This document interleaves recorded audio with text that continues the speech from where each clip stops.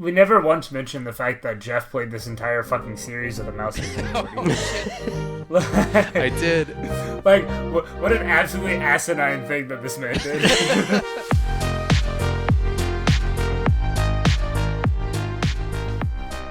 Welcome back to the Games Gone By podcast.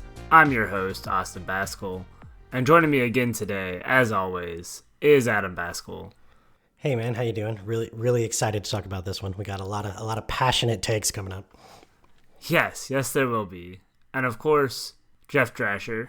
Hey, how's it going, y'all? Glad to be here, and I'm ready to explain why Star Wars is the best video game franchise ever. That is not an entirely inaccurate take. But I think we're going to have some controversial opinions here on Respawn's Jedi series that's just kind of called Jedi. Yeah. Jedi Fallen Order came out in November 2019. It was kind of their first attempt at an action game where Respawn had done a lot of first-person shooters with Apex and Titanfall, and then they kind of shifted into this Dark Souls action game take with Fallen Order, and then released the sequel here just a few months ago in March of this year, 2023. It still kind of astonishes me that the people who made Titanfall and Apex Legends made these games. They just couldn't be further apart. It's like one hell of a developer pivot. I gotta give them mad props. Do you think they have like different teams for all these games, or is it the same guys? I have no idea how that would work. Certainly there's a staff that's just on Apex all the time since it's that kind of game. Yeah, but, that's right. Yeah, but it's a good question. I do think like the lead developers on Titanfall were also the lead developers on Fallen Order. Wow, okay. Oh, that's interesting. Like I do believe like the directors of both games are the same, which is just insane because they are just so completely different types of experiences, kind of taking this like Dark Souls action heavy, almost Metroidvania style game and setting it in the Jedi world, you know, a Star Wars universe, was a very different and kind of bold take for this studio. For sure. Yeah, congrats to that guy. What a storied career so far. So kind of leading on to that, I kind of want to get our takes on what did you feel about both of these games and what were your overall impressions kind of coming into them? I know both of you guys just finished up playing these within the last week or two. So where are your thoughts at, Adam? Yeah, so it's definitely worth pointing out that I originally played Fallen Order back in 2019, and funnily enough, there's a little audio clip you and I recorded, Austin, where I was able to get some of my old thoughts. And, you know, I gave this game a huge thumbs up at the time. I think playing it again, I would still give it a huge thumbs up, but I have different takes on what I liked and disliked this time around. And then Survivor overall, pretty solid sequel. I have my gripes, but it's hard to complain too much. I think they do a good job expanding upon what's there, and it's another damn good time through the Star Wars universe. I definitely agree that Fallen Order is a great game. I also agree that Survivor is a good game. I think I had more complaints with Survivor than I expected, and I came out a little bit disheartened by it compared to how I felt about the first one. But I know, Jeff, you feel a little bit differently than that. Yeah, so this is where I'm going to come in with the hot takes, right? So I purposely skipped Fallen Order back in 2019 because I'm not a Dark Souls fan, and I didn't love the release trailer, and I missed the old Jedi Knight games. And so I finally played them because Jedi Survivor came out, and lots of people were talking about them, and y'all said they were great games. So I finally played Fallen Order and Survivor, and I would give Jedi Survivor the sequel a big thumbs up, and Fallen Order just a big old thumbs down. I think I finally had fun in the last couple hours of that game. So if you're going to play them, I highly recommend playing them back to back and just pretend like Fallen Order is the crappy first third of the game and the rest is wonderful. Hot takes. Look, in your defense, there's probably gonna be a lot of that this episode. In the last 2 to 3 hours of each game are both their best, and then you can't replay them, and we'll get into that later, but God, I do not like that decision. Yeah. I definitely agree that both games find their footing really in the later parts of it. I would disagree that Fallen Order is not a good experience for that entire beginning, which I'm sure we'll talk about in depth, but the kind of general structure of these games with their kind of Metroidvania style, it kind of leads towards the back half of the game being the better experience, so it kind of makes sense. And I think we should probably just start digging into the meat of these games. And I think to do that, we should probably just lead in with talk about the story, the characters, the narrative. That's a big part of Star Wars. Adam, what were kind of your thoughts on the story going into Fallen Order? So keeping in mind that neither of these games are Mass Effect or The Last of Us, they're solid stories. There's certainly nothing wrong with them. I think the Fallen Order one I found a little more coherent, and it's maybe just because it isn't even trying to do as much. So perhaps it's just playing it too safe. It's almost kind of like the difference between a KOTOR 1 and a KOTOR 2. But it's a very classic Star Wars story. It's got some cool characters. I find the dynamic between Sayre, who's like your new pseudo-master, as the main character Cal, that's kind of his master now, versus her old apprentice Trilla, who's now an Inquisitor, and seeing how that plays out was kind of satisfying to me. Even if ultimately, like, both of these games, the pacing of the story is entirely dependent on how much side stuff you decide to do in between major story beats, which can make it feel disjointed regardless. I think Fallen Order is simply less susceptible to that because it's shorter, but ultimately I think it's going to be all about what you enjoy out of each game's story and how quickly those beats come together for you versus I spent 5 hours grinding skill points, which I did, but, you know, it's part of the game. I wouldn't expect anything less from you than that. I think I took a much more like direct linear approach with the stories in both games. I did some side things, right? I mean, I like to get a full experience out of the game, but I definitely think I focus more on just going through the story, going at a pretty steady pace and not grinding out a ton. And for me, Fallen Order's story definitely felt more structured and like orderly.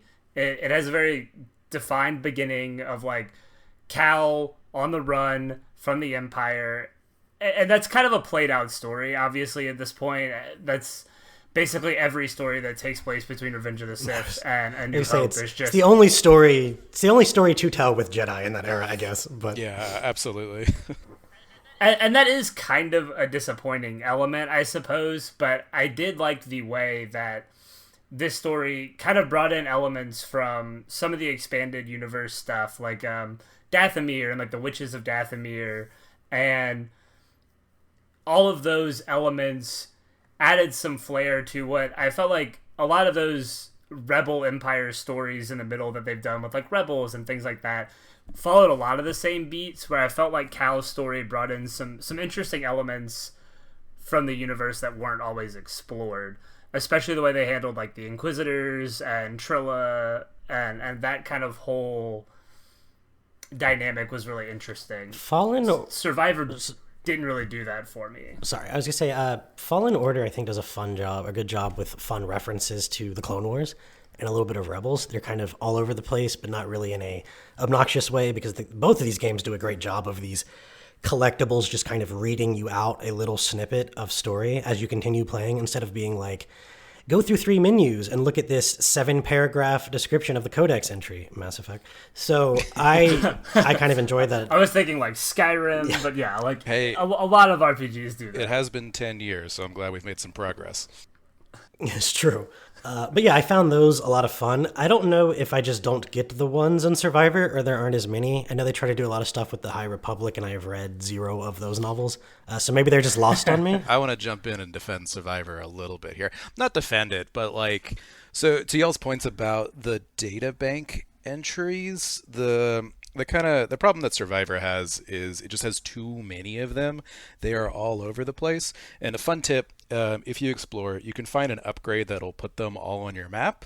And if you actually collect them all, there are some good details in there. They like kind of follow the characters from the past that are like in the different areas you visit, and there's like fun little stories about a pair of prospectors on Kobo who like try and climb the mountain, or the Jedi and the different High Republic chambers.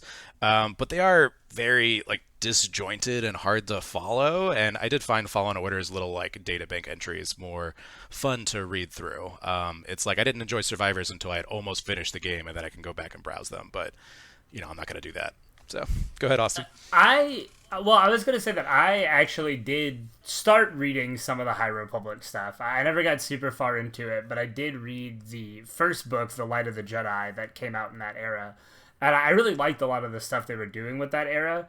So I was really excited to see that kind of explored in Survivor. But I never really felt like they did enough with it to get me super invested in the High Republic elements of that game. It very much felt like that was kind of a background, like, here's some lore, but like we're not going to really dig into a lot of that stuff. It's really still going to be about Cal trying to like hide from the Empire on this like planet called Tanalorr that they're kind of looking for. That hook never really grabbed me as much as the holocron hook from the first game, where it's like kind of trying to hide hide all these other Jedi by getting this holocron and keeping it out of the Empire's hand. Like, it was I thought that was a better hook. I think I'm remembering that story right. Again, it's been a long time since I've played Fallen Order. You definitely got it right. I agree with you. Fallen Order has a better hook. Like, I was not excited about the High Republic tie-in at all with Survivor. And then to your point, they kind of back off from it. It's like they set you up to think maybe you're going to get really into the High Republic lore, then they don't, which I think is a good choice because I'm way more excited about all of the Rebel Empire-like type tie-ins, the outlaw motif, and the Clone Wars. Well, to be fair, the High Republic hook that they give you is the character of Dagan Gera, who is just the most like vanilla, like milquetoast boring villain. Like, there's just nothing interesting about him except for the fact that he's from the High Republic, and then they don't even do anything with that. Yeah, Adam, I think you'd agree that Dagan totally sucks.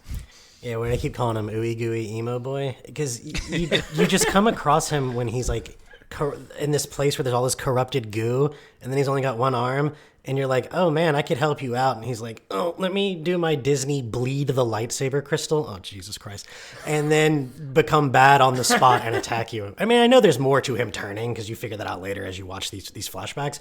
But yeah, I was just never really particularly interested in this at all, and I think it's sort of also made worse by the fact that there's just more to do in Survivor, so you're more likely to have even more time between all these story beats. So it's just uninteresting story beat, fun exploration you go do on your own, uninteresting story beat, and you repeat that until the last 4 hours where someone decided to make it interesting. So yeah, not necessarily a huge fan.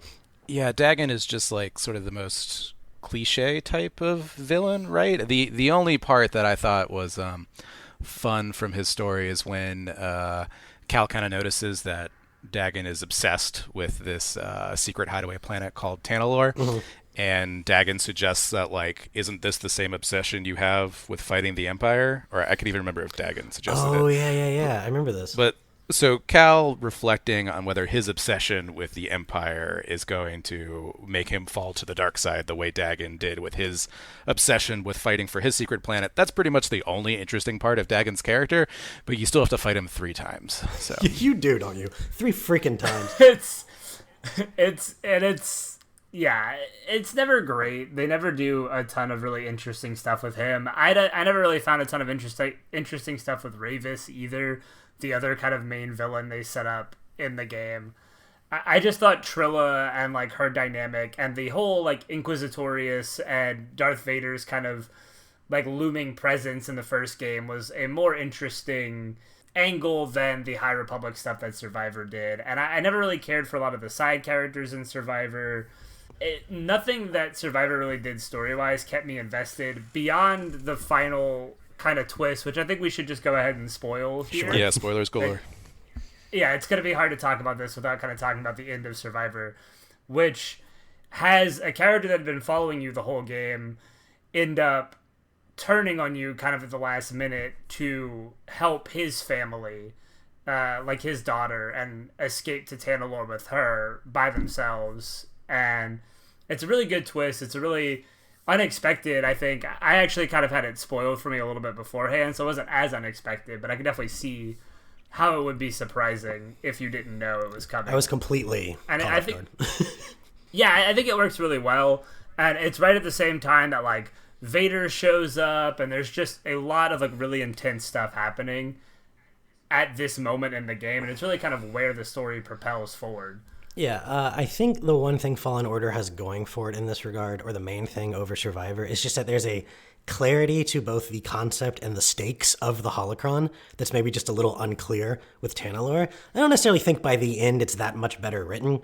It's just more clear, because in Survivor I just kind of felt like, oh no, so what happens? He's going to get to the planet with nothing on it? Who gives a shit? Like, You already came out of hiding, dude. Why are we upset that someone's gonna find the planet where we could hide with no one there first? It wasn't super clear to me. Jeff, you were talking about how Dagon or someone has that conversation with Cal. Oh no, isn't your obsession with this similar to what Dagon's was?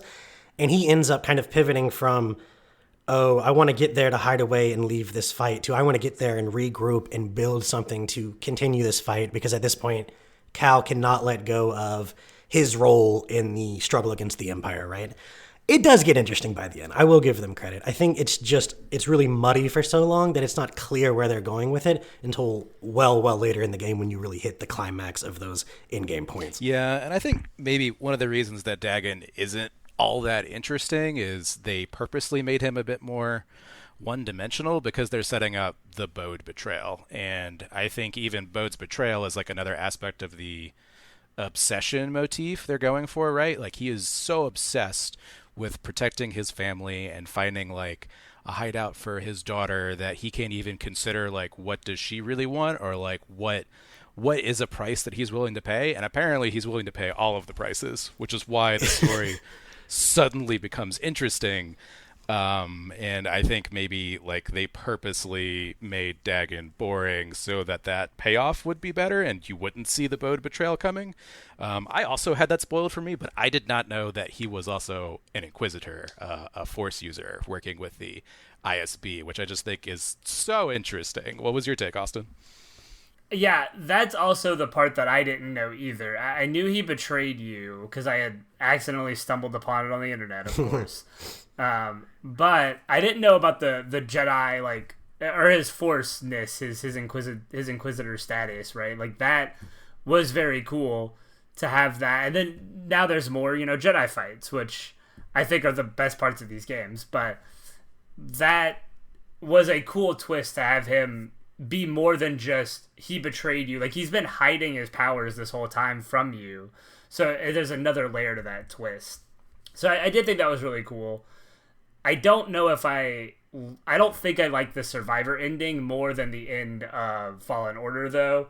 And I think both of these games kind of shine in their endings. But for me, the Fallen Order ending of, like, going into the underwater, like, Inquisitor base and encountering Vader, fighting Trilla at the end, like that escape sequence when you're running away from Vader at the end of Fallen Order is one of the coolest things I've ever done in a Star Wars video game. And I don't think anything in Survivor quite tops it. How do you guys feel comparing these endings? I mean, that's totally the correct take. Fortress Inquisitorius in Fallen Order is the best moment in both of these games. And it might be because Darth Vader carries it, like his entrance and Trilla's like literal quaking fear in front of you in that last cutscene is just amazing. It's better than most Star Wars movies. That is unfortunately very accurate. And then when Sarah comes in to save the day and he just tosses her into the lava like a rag doll, I laughed. I thought that was so good. It's so cool. I cheered. It was so good. Yeah. It's like you don't want to cheer for the villain like that, but just knowing Vader and like seeing Vader at his peak is just so effective. It's fantastic. His entrance line, "You have failed me," he kills her and then just like tosses the rest of you aside. I also so Adam, you like Trilla as a character a lot. What did you think of her last line there? I wish they had done a little more with Trilla because I do like some of the scenes you get with her. One of the first interesting story moments in one of the most interesting story moments in the game, rather, is when she and Cal first meet. And he's just like, Inquisitor, seen this before, whatever. And she's like, oh, did your master never tell you? Where I came from. And it's like, oh, okay, this is getting interesting. And then the tail end of the game, they do this flashback where she's in first person, and you're kind of seeing it from her point of view, and she's being tortured right in front of Sarah. And that's where she eventually kind of fully makes her dark side turn. And you see Sarah just kind of do this huge force blast and kill everyone else in the room because she's enraged by this. And, Sarah struggles with the dark side. They probably don't get enough into this either, but that's part of why she, like, stopped being an active Jedi or whatever, is because she's kind of struggled with that. And I think she wants to make sure Cal doesn't end up the same way, but there's going to be a third game, so let's be honest, he's gonna end up the same way. I like those two characters. They maybe don't do enough with their relationship exactly, because you really only get a couple of good scenes with it, but really just exploring how that mentorship fell apart and how Trilla feels betrayed by the fact that Sarah supposedly abandoned her. And that's always a good angle to these dark side turns, I think, is when there's actually a legitimate grievance with the master or with the Padawan or whatever it is. And it isn't just, I'm mad and I'm, Dagon. So Yeah. I mean, he butted heads with the council, but this is a 200-year-old council. You don't know any of them. Like, you don't really understand the High Republic. So Dagon just appears to be angry. And should we talk about the fact that he's just lived for 200 years in a bacta tank? Like, what is up with that? He's probably really grumpy coming out. Yeah. Dude's just hangry, man. That's. I've been here for 200 years. Like it's. I need to stretch my legs a little. He's just got the worst neck cramps. That's why he's mopey all the time, man. So is he just a normal human? And Bacta makes you live forever now if you're submerged in I it? guess, I don't know. Star Wars loves to just like drop these like universe bending like bits of lore in random parts of video games or TV shows and stuff. So. I don't know if you guys followed much of the Survivor like marketing and things. I'm imagining probably not a ton. No, 0%. not at all. Yeah. It was Cowboy Star Wars, maybe, but go ahead. Well, one of the major things that they were promoting in one of the early trailers is who is this mystery person in the bacta tank. Like they really focused in on that, and a lot of people were speculating like, oh, is it a Palpatine clone? Like, Jesus. Are they trying to tease some of the future like sequel stuff, like make it tie into somehow Palpatine has returned, like what are they trying to kind of talk and tie those two things in together? And then when it ends up being this like random High Republic guy, it kind of makes you feel like you're a little bait and switched. Like I would much rather take the High Republic over a tie into Palpatine has returned, so props to them for that. Well, I guess all I mean is like they built up this kind of who's in this tank, and then it ends up just being this kind of random guy. Yeah. Which is cool, I guess, but it leaves you a little like, okay, like that's what you were kind of building up in your pre-marketing. It's interesting. See, I didn't see any of that, but it does sound like if I had, I would have been immensely even more disappointed with Dagon because I had no expectations and I still hated him. I can't imagine if I did. Yeah, that's fair. We've talked a lot about the villains and, kind of, and the story in general, but kind of as we wrap up here, what were your thoughts on Cal's crew? Like, that you have a crew with Cal. There's Grease, the pilot, Marin, one of the Dathomir witches, kind of joins him in the late game of Fallen Order. We haven't really touched on his crew a lot. How do we feel about those characters? Well, I mean, I feel like they're just not very well fleshed out in the first one. Like we were talking a lot about the story, but I don't know. It took me 30 hours to finish that game, and we have recited almost all the interesting lines in like 20 minutes, right? So the crew in Fallen Order really didn't feel fleshed out to me. And like you said, Marin, who I think is the most interesting crewmate by far, shows up at the tail end. Mm-hmm. So it's like suddenly the game gets fun in the last 2 hours, and then it ends. I liked the crew and the side characters in Jedi Survivor a lot more. I spent a lot of time in Pyloon's Saloon, which is Grease's new bar with its own droid bartender, and I loved the cast of characters in there. It's not quite KOTOR or Mass Effect, but if you spend time hanging out at the bar, you can really get a lot of colorful backstories and tie-ins to other Star Wars content, and I thought that's where, even though Survivor's main plot line kind of sags, that's really where its story bona fides come in, is just all of the characters you can hang out with in your very own bar. That sounds like a totally fair perspective to me. I'd probably agree that in Fallen Order, especially Marin, I had forgotten how late she comes around, and replaying it this time around, I was like, dude, where's Marin? And it's just really late in the game. She's finally like, that creepy guy in a hood has been lying to me the entire time. You're all right. It's like, okay, got it. So in my head, she had popped up way before that, but she really doesn't come till the tail end of Fallen Order. And really, until they get into the Sarah and Trilla stuff, there isn't a whole lot going on with Sarah. You know there is something that she's not talking about. They kind of hint at that, but it's hard to figure out what it is until they tell you. And even then, it's hard to care until they show you really what happened. Grease is pretty cool. He is your sort of typical pilot in the Star Wars universe. I feel like he has the attitude and the snark. He does have 2 extra arms, which probably makes him pretty good at what he does. He's like short, 4-armed Han Solo a little bit. He's got his kind of rugged. He's kind of. I like Grease a lot. I do too. And I didn't spend nearly as much time in the saloon as I probably should have. But the moments I did go in there and just kind of hanging around town, it does seem like they put a hell of a lot of work in fleshing out the personalities of some of these people. Still not really Sayre, who's away hiding in the desert, but everyone else kind of gets some fleshing out. Yeah, no, Grease is a legitimately good guy, and he's also funny. I don't know, just He's very funny. 10 out of 10 character development there. I would say that I definitely agree that Marin is the most interesting of all of the like kind of immediate crew that you have. And as much as I didn't love a lot of what Survivor did story wise, I definitely think Marin is one of the standout parts of that story for me. I think a lot of the interaction that she gets with Cal on Jeddah and like them kind of hanging out and talking and catching up on this time that they spent apart was a really cool bit of character development and story build for those two characters. And it makes me wish we had more of Marin in Fallen Order. But none of the side characters in Survivor, like Pyloon's Saloon or any of that stuff, ever really grabbed me. Like, I went there exactly as much as I had to. And it's so cool. Then it's just, I don't know, none of it really grabbed me. I guess maybe because I wasn't enjoying the game a ton, that I didn't feel like I wanted to spend more time in the world and wanted to hang out around the characters much. So maybe that's, why I didn't get to really enjoy those bits as much. Yeah, it's interesting to hear both y'all kind of be like that, considering how big of fans you guys are of like KOTOR and Mass Effect and those older like Sure. RPGs.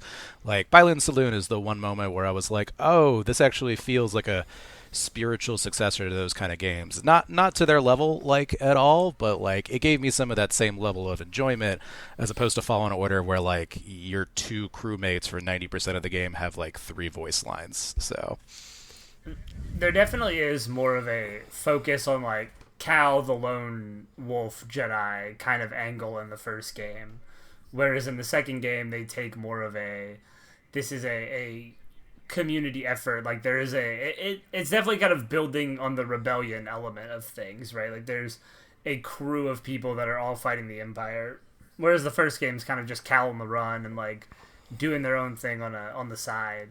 So I definitely see why you would say that. I think maybe part of my problem was this isn't an RPG. Like, because the game isn't really structured like an RPG for me, I didn't feel compelled to hang out with the characters and talk to them and get their backstories because it just didn't feel natural for me. I would probably agree it's not as obvious as that they have so much going on with the side characters in the saloon. Jeff, you were talking to us in Discord last night, just talking about some of the things you learned about each of those people. And I was like, okay, that's actually pretty interesting that they even delve into that, because I kind of thought he was there to be really goofy as a frogman and scared of Ravus and then irrelevant forever. But so I can definitely appreciate that. Maybe if I hadn't been trying to play both games at the same time and felt like, I just want to do all this combat and compare them because I have ADHD or something, I would have stayed more in the saloon more often. Because you're right, I am a big fan of KOTOR and Mass Effect and all that. I may end up New Gaming Plus this at some point and check that out. yeah, for sure. I highly recommend it. I want to return to Marin real quick before we move on, because I want to applaud them for actually having a fairly interesting and tasteful romance that isn't just over the top and ridiculous. 99% of video game romances, I don't want anything to do with it. I've played Mass Effect 12 times, and I think I've romanced people once. I just don't care for any of it. This is great. It's very adorable. It comes across kind of organically. They actually struggle with certain things and help each other. The way toward the end, Cal is like, man, this whole dark side thing, Sayre says everyone struggles with it. What if I can't make it? And she's just kind of like, I mean, of course you can. You just have to do it. You just have to summon up like your experience and your teachings and think about how much, she doesn't say this, but she's basically implying like, think about how much you love me now. And that will carry you through the darkness. I really liked this. It wasn't too much. It wasn't too over the top. It's very well done. Props to them. I definitely agree with that. I think the way they handled that romance and that relationship is one of the better demonstrations of just a romance in media in general. Like, a lot of times I find romance, they lean into the, like, there's trust issues and, like, we're gonna break up or this or that. And this is just a genuine, like, organic relationship that tells an interesting story while keeping these two characters together and forming a bond, a deeper, intimate bond. And I can really appreciate that for sure. Yeah, for a video game relationship, I think it's pretty good because they didn't lean into false drama or anything. I would nitpick about both of them not talking like a ton. Like they're both sort of like a little stoic, and their Sure. exchanges are kind of short. So that makes it less, I guess, not believable, but like less engaging. But for video game like relationships, it is pretty quality. I think that wraps up the story discussion and things, but a big part of these games is the exploration and the kind of world design and the level design. And both of these games, I think, take a different approach with their attempt at level design. Fallen Order definitely has a more linear, like Metroidvania style, backtracking heavy level design, and Jedi Survivor kind of leads into that pseudo open world, like big spaces to explore, a lot of fast travel. These are two very different approaches, and I think I disagree with you guys on which one of these is better. But I'd be curious to hear, Jeff, how did you feel about the level design of these two games? So in like most cases, I liked Survivors a lot better, and Survivors isn't like top tier. Like there are other games that handle the sort of kind of open world traversal better, but I feel like they really listened to people's complaints or criticisms of Fallen Order, where Fallen Order's levels are like very labyrinth like, right? Like they're mostly lots of hallways that twist and turn around corners, and maybe they intersect later, and it's just really hard to know where you are. And Survivor fixes that a little bit because where you go on most planets is more central, as opposed to in Fallen Order you have like a landing pad off to the side on some edge, and then there's the whole rest of the planet. But I enjoyed Survivor's take a lot more. I got lost one too many times on Zepho for me to really have enjoyed Fallen Order's level layout. Adam, what's your take? I think I prefer Fallen Orders a little bit, but it's not by a lot. And I will give credit to Survivor because what they managed to do with Kobo is pretty interesting to me because it's really one of the only big open world planets in the game. Most of the rest are a lot more straightforward, but they managed to, throughout the game, kind of open up new wings to Kobo that are just total aesthetic and encounter and theme changes from the endless savannah that is Kobo. So you get the Lucre Hulk, you get Dagon's little base. I think what else do you get? Some weird swamplands or something. But there's just a lot of variety there on Kobo, and it's just unfortunate that that's not really accessible from the beginning because they still have to lean into the Metroid style unlocks. Because if you explore Kobo the first time you get there, it is really not that interesting. But once you get more traversal powers to open things up and the story unlocks the new wings, Kobo is a pretty cool planet. But what I think Survivor does that's interesting is it pairs that with just 3 planets that are like an hour and a half in a straight line. But I mean that in the best way possible because the ISB headquarters is my favorite part of that game. So I think it does a decent job trying to blend that linearity and open world. Yeah, that makes a lot of sense. You're talking about how you like Fallen Order's sort of a more focused take on things sometimes, and Survivor definitely has several like focused side planets and then really commits to Kobo being like multiple levels around this like central sort of hub and spoke type design, which I think is great. And it's really impressive to see a single planet have both like the High Republic Observatory, the Lucre Hulk in the swamps, the forest array, and the initial savannah that you kind of start on, even though like you were saying, the starting area and the starting savannah is probably the most kind of tedious to get through and maybe even confusing to navigate. I think what Survivor did a really good job solving from the first game was kind of that issue of backtracking, because now instead of sending you back to the same planet where maybe a few encounters have changed and now you're just going down the hallway to the left instead of the end, which kind of happens at Kashyyyk, or Kashyyyk, however you say that. But in Survivor, it's more like every time you come back to Kobo, you're going to a whole new wing of it.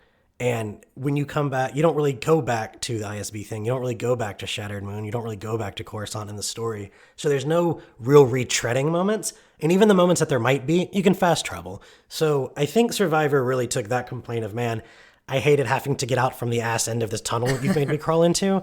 by foot all the way back to my ship, and then I'm going to have to come back here in 2 hours again. And they said, let's try not to make the player feel like they're retreading as much ground. And I think they did a pretty stellar job with that.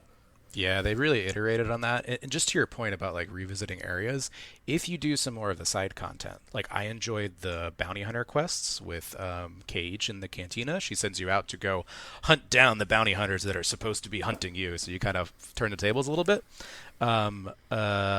Some of the bigger bounty hunters, like they get more powerful over time, they will set up large encounters for you in places you've visited before. Yeah. So like the Jedi fight, if you go fight the bounty hunter boss there, you have to fight through a legion of bounty hunters back into this temple you've seen before, and then fight him through a few multi-stages. But he's not like a normal boss battle. So it's really a lot of fun and gave me a good excuse to revisit an area that I otherwise only saw once. So for me, I felt like a lot of Survivor's planets weren't all that engaging from like an aesthetic standpoint or like a storytelling standpoint. Even like I just felt like a lot of what I was doing in Survivor was exploring the same kind of area. Like I felt like Jeddah and Kobo, at least in those starting areas, right, felt very similar. Like I didn't like the giant open spaces. I didn't feel like there was a ton to do there. It was just a lot of like wandering through these big spaces to get to the next thing.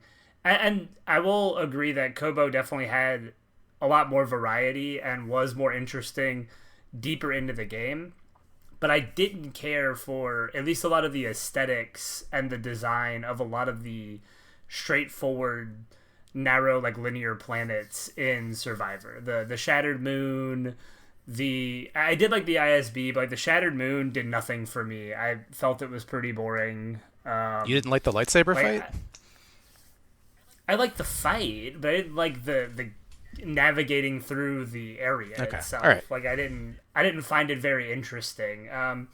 Whereas I thought the aesthetics of Fallen Order's planets and kind of the variety was more engaging for me. Like I felt Kashyyyk was, and like Ilum, and you have like a lot of these different types of planets. There's like the foresty Kashyyyk, and then like Ilum's the ice planet, and it felt like there was a lot more variety going on in Fallen Order for me. I will give you that the color palette is definitely a lot broader in Fallen Order. Yes. But like I don't know, when I played Fallen Order, I just felt like there's the planet of green hallways, and there's the planet of red hallways, and there's the planet of white hallways.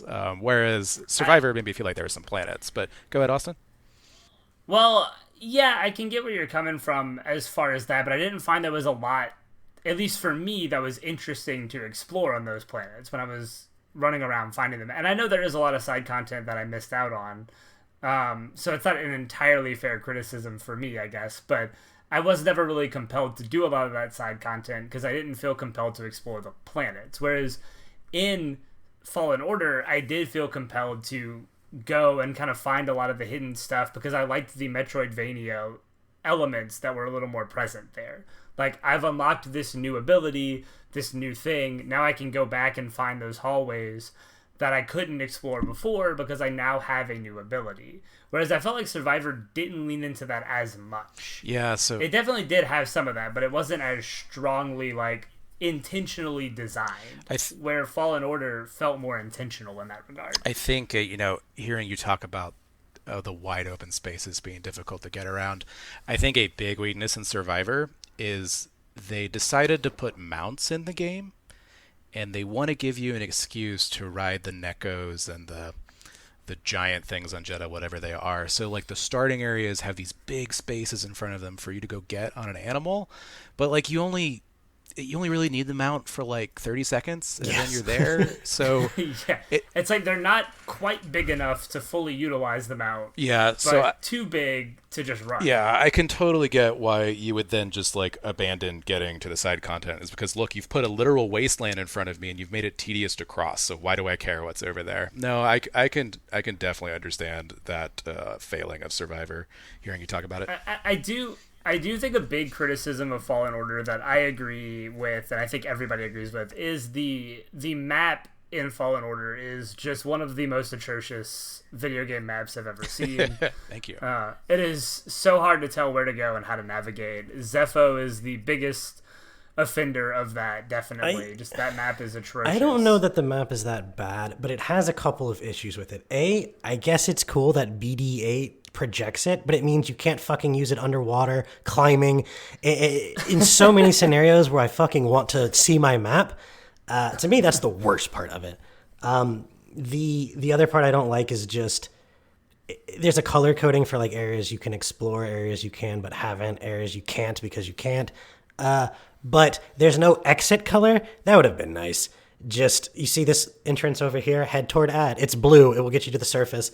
I spent way too long after getting force pushed trying to figure out how to get out of the Zepho caverns, even on my second playthrough.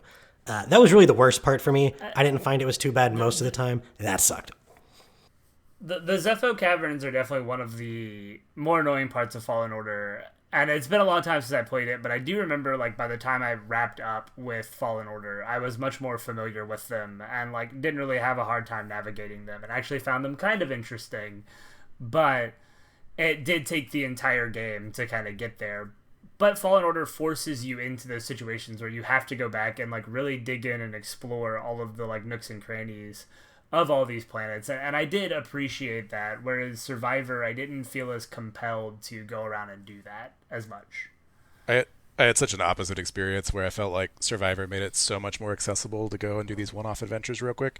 Admittedly, it becomes a lot easier once you've progressed the story far enough to get both the dash and the force lift and like the force crush, because then you can actually like access everything, and it can be frustrating at the beginning of Survivor when you see a lot of stuff that you could be exploring but you can't for arbitrary progression reasons, like you don't have the force ability to lift the gate yet, or you don't have BD8's Electro Dark to power the generator yet, so you just kind of start ignoring the stuff that you could go run into.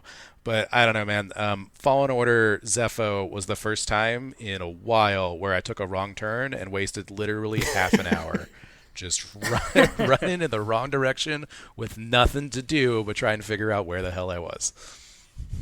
I can definitely understand that. Zepho is a bit of a problem, but I found all the rest of the planets were a lot better about it. And it made up for the kind of empty spaces that I felt like Survivor had that I wasn't really compelled to explore much of. Survivor definitely doesn't address these issues as much as I'd hoped, because you still can't use the map unless you're standing perfectly still on the ground.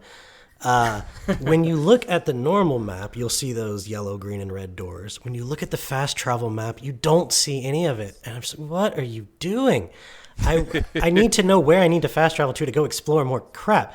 Like, I thought that was kind of silly. It does tell you the name of the place, and the descriptions are usually reasonably good as far as, like, this is the something bog, this is the Lucre Hulk. You kind of have an idea of where you're going, but why those two overlays aren't, like, the same map kind of confuses me. And then you guys were talking about the mounts. It's less that they're not even good for traversal and more that they're just another traversal power. That's all they are. They're to get up those stupid little slopes, and that's all they're good for. They don't really... Yeah. I guess you do run a little faster, but like you said, where they can actually go to is so constrained. Who cares? And plus I can fast travel. So some of the stuff they added in Survivor seems a little half-baked like that, but none of it's like... It's not half-finished, right? It's not buggy. It's not broken. It just doesn't... I don't understand the concept of why it's there so much. I think it is legitimately half-baked. Like, I felt like Fallen Order, except for the core content of the game, right, which is the combat, which is what we'll get to. Oh, yes. Except for that, like, all the extra systems, like the customization and even your crew and being able to talk to your crew between missions and stuff, it was kind of like they were running down a checklist of what an RPG, like, Star Wars game needed. Like, you needed a home-based ship with a holo map that you could choose your destinations on, you know, it needed a witty pilot. That kind of stuff. And then so in Survivor, they've iterated on everything that was in Fallen Order, so they've leveled up their game. But then they added a bunch of other stuff, and they didn't have time to like make that really good and tight. And I think the mounts are one of the weakest things that they added. Yeah. But I think that sentiment kind of speaks to how I feel about almost Fallen Order as a whole, but even in the exploration specifically, is kind of Survivor does do a lot of like, here's more, and Fallen Order feels a little bit more focused. It feels a little bit more intentional in its design in a lot of ways, whereas Survivor just goes, here's more things to do, here's extra stuff, and none of it really felt compelling for me, Whereas with Fallen Order, there wasn't as much of it, but it did feel intentional. When I got a new power, I went back to an old planet because I had to as part of the story. This game is making me go back here to navigate this other part of the planet and use that power in an intentional level design, whereas I didn't feel that as much in Survivor. It's definitely still there, but it felt a little more open, a little bit more like, yeah, you can do that if you want side stuff, but like, we're going to move you to the next planet now, and it's not even going to be that interesting to explore either. I don't know. Survivor's planet exploration let me down in a lot of ways, I felt like. Well, that's definitely disappointing to hear. I felt like Survivor did a better job of making, like, you need this power to go do this thing, optional content a lot of the time, so you didn't feel like you were backtreading old ground, or like, I don't know, I got very excited in Fallen Order when I finally got Force Jump. I'm sorry, Jedi Flip. Yes. And then I'm like, oh, I can actually reach all those places I thought I could get to, but we're barely out of range. Now I can flip to them. Now I feel like I can finally navigate Pagano, but that took me 2/3 of a playthrough to get to, you know? So that's how I felt Survivor was less frustrating than Fallen Order. There's definitely something to be said about the pace in which Fallen Order gives you some of its skills. And how much better it feels to have some of them from the start in Survivor, particularly when it comes to our favorite non-humanoid enemies in the game. Dealing with them in Survivor is just... They're not necessarily any better designed, but they're just giving you all of the tools to deal with it off the bat, so it's a little less frustrating. What I really want to know is just how many desert planets where Jedi are hiding are we going to get in this fucking universe? I don't know why we need another one. It's all of them. It's every single game, every single movie, every single TV show will be another Jedi planet, a Jedi hiding desert planet. Fallen Order didn't have a desert planet, and I was like, oh, nice, they're not going to do that. And then the sequel, they're like, oh, we're going to do that. So, fine. At least Jeddah is a planet that we had seen before. Mm-hmm. Like, at least it's a planet that had some history in the Star Wars universe and wasn't a completely new planet, Jakku. Where is Jeddah from? Rogue One. Oh, okay, gotcha. Yes, Jeddah is the planet that they blow up in Rogue One. Not blow up the whole planet, but they destroy the big like city. Right. Okay. Where Saw's hanging out. That's Jeddah. That's right. That's where they test that's the first live fire test of the Death Star, I think. Yes, it is. And it's. I kind of, maybe even a slight criticism of Survivor is like the fact that you didn't know that after playing all of Survivor kind of, to me, shows that they didn't really do enough with making Jeddah related to what had already been established of Jeddah as a planet. Well, I'll be honest. What's the timeline we're working with here? I couldn't even tell you. Of the game in general? Yeah, where does this take place in relation to Rogue One? I have no idea. It would be pre-Rogue Yes, One, that's right. So if Fallen Order is 5 years after Revenge of the Sith, I think this is an indeterminate number of years after that, and Rogue One is immediately before A New Hope. So right, okay. Somewhere between 5 and 10 years before that. It's bad that we're having to do date math to figure this out. Really kind of the last thing I want to touch on before we really dig into the meat and potatoes of combat in this game is we're talking a lot about exploration, and the whole point of exploration usually is to find rewards and get things, and both of these games kind of take a different approach with that. The first game is just everything you find is a poncho. Cal can wear so many ponchos. There's a lot of ponchos. The second game definitely gives you more variety in the kind of things you can find with like perks and other little hidden things. How did you feel about the collectibles and the results of your explorations, the reward of all of the exploring? Adam, I'll let you talk first. All right. In Fallen Order, there's really only two things you find, right? You either find, or three things, I guess. You find a little blob of experience and a little conversation that plays. Cool. You find a poncho. Or you find collect 3 to increase your health and force meter. It was usually pretty obvious to me what I was getting myself into because I feel like you have to solve 2 or 3 little platforming puzzles to get good stuff, and you have to climb a ladder to get a poncho. So I was usually able to tell whether or not this was worth my time. Survivor, to its credit, gives you just a lot more things to find out there, and you never really know what you're to come across. Is it a perk? Is it a new stem? Is it the force tears with the really cool encounters? Is it a poncho? There's no ponchos, right? Just outfits. There's the one poncho. Okay. There's always going to be one poncho. So I thought that there's just there's maybe a little too much that I'm not interested in Survivor. I don't know that it's inherently bad, and I think if you're into collecting those kind of things, I see no reason why you wouldn't enjoy Survivor's collectibles. But I didn't want to collect 9 coins to then go turn in for a haircut. I just wanted the haircut in the chest. So that's ultimately where I kind of felt about some of those currencies. But neither game I feel like is too bloated with them. They're reasonably optional. You don't have to find every increase to health or force to be competent at the game. They're a nice little bonus to have, but there's some skill points in the tree that do that. You get more stems over time. You just get better at the game. So they feel optional enough to where the fact that I didn't care for them too much is fine to me. I didn't feel pressured to get them. Yeah, no, there definitely isn't a lot of pressure to go get them, but I found Survivor's side quest rewards just so much better than Fallen Orders because of a couple things. Number one, in Fallen Order, if you get some of that Force essence, you have to get 3 of a certain type. Yes. That's so annoying. Survivor's just like, no. It's one. Yeah, you get one, you get an immediate increase. Fantastic. I actually got a reward for doing this as opposed to I'll need to do it 3 more times, right?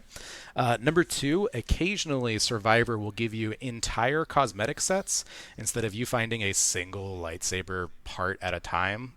So if you go kill like a legendary enemy on Kobo, one of them gets you the Hunter lightsaber. So you have this Hunter skin for every component of your lightsaber that you can immediately go upgrade. And even like on Jeddah, whenever you find the Jedi robes, you can put on the pants and shirt at the same time, right? Like you don't have to go find the pants around the other corner. You get both because it's cool and fun.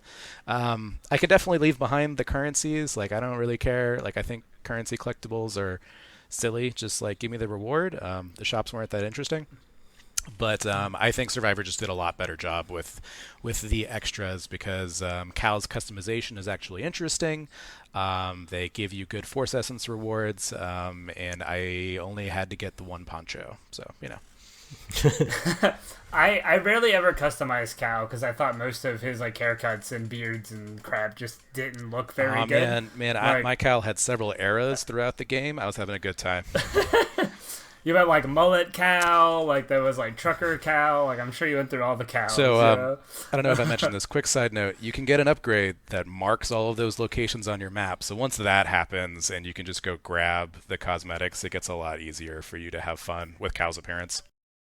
That does sound a lot more helpful to just kind of stumbling upon. Like that was always one of my big things. Is like I would stumble upon something, I'd be exploring, and I'd find just the goofiest, like, beard or, like, haircut. And I was like, I'm never going to wear this because it looks absolutely ridiculous. You don't want a twirly... So it just felt like wasted. You don't want a twirly mustache with an undercut, Like... You can make some weird... wasn't really vibing with my cow, Three Musketeer-ass mustaches for sure. There's some funny things. And, like, that stuff is fun, right? Like, it is a fun thing that they put into the game. I just like never really wanted to use it because for me that felt so immersion breaking. I was like, every time I look at my cow, I'm just like, this is the dumbest looking dude. Yeah, I couldn't do the mullet or the bun, but I ran with the crew cut for a while, and then I got the slick back hairstyle. That was nice. I do enjoy that they have those things that reveal all the stuff on the map and that they're kind of off the beaten path. So it's like, hey, your reward for exploring is getting better at exploring. That's pretty cool. It's not stuff that's just arbitrarily given to you as the game progresses. I think there was one for databanks I got in just following the story. It was in the Dagon thing.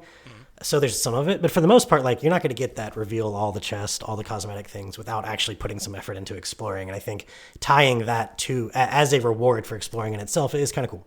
Yeah, no, I got that. I got that by being ambushed by 3 lightsaber-wielding Bedlam raiders, which A, was one of the most fun fights in the game, and B, fantastic reward, having, killed all those bastards.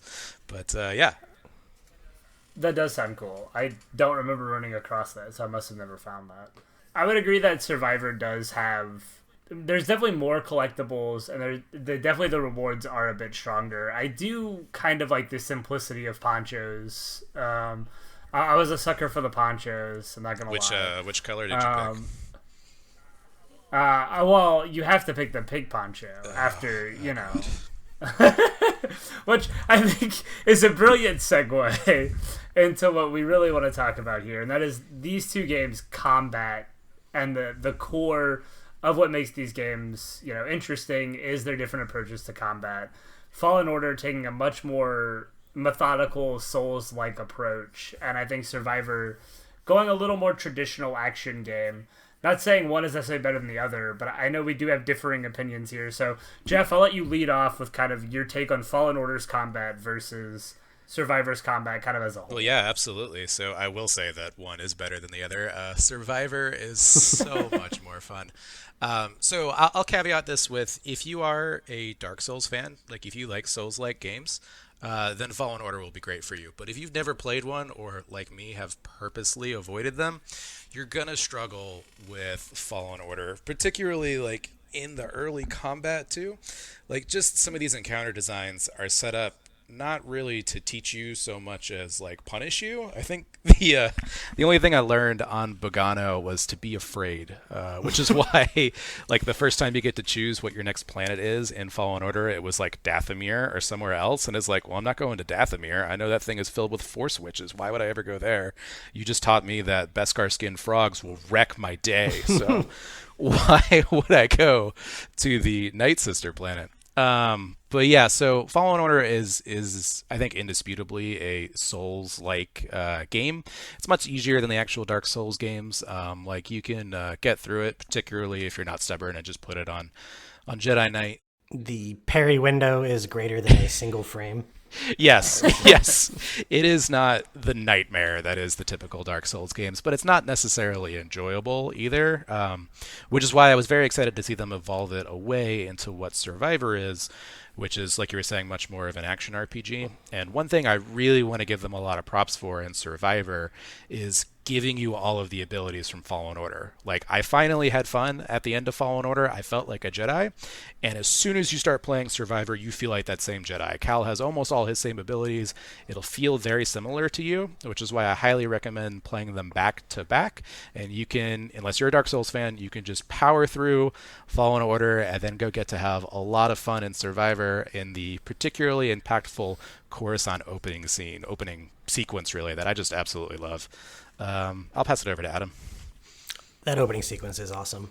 It is worth pointing out that Fallen Order does a couple things to distinguish it from a typical Souls game in a couple major ways, and one is the parry meter. There's nothing like that in Dark Souls.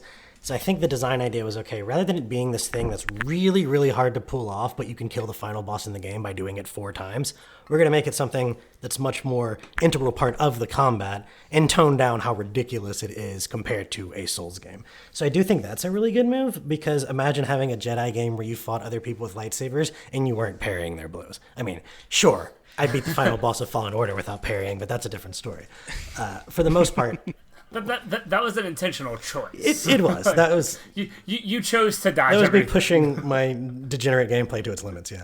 So, but otherwise, it is really similar as far as the, how you say, sort of the pace and the scale of the encounters have a little bit more of a. I like to call it deliberate, because like it's a game where if you go play Shadows of Mordor, Devil May Cry, whatever, your square/X button hates you. You are mashing it so often.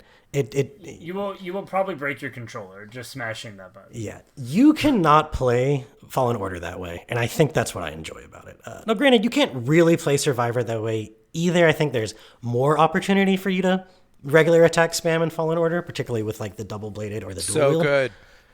But I do like the fact that it's the whole idea of the Souls combat is it's trying to take just raw reflexes out of the equation to the extent possible and replace it with like memorizing patterns, figuring out enemies' different attacks, figuring out your tool set. You know, what does the strong attack on my axe do compared to the sword? That's kind of the fun of those games, and I think they do a good job incorporating that into Jedi Order.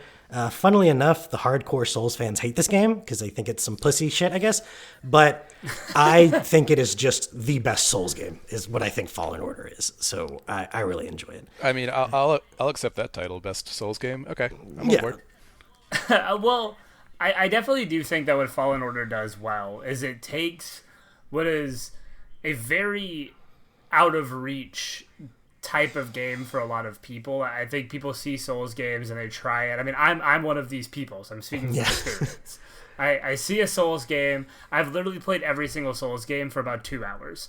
I go into it, I'm like, this is the one. I'm going to figure it out. I'm going to get these mechanics down. I'm going to learn. And then I end up hating myself after like 2 hours. I'm like, this is just not fun.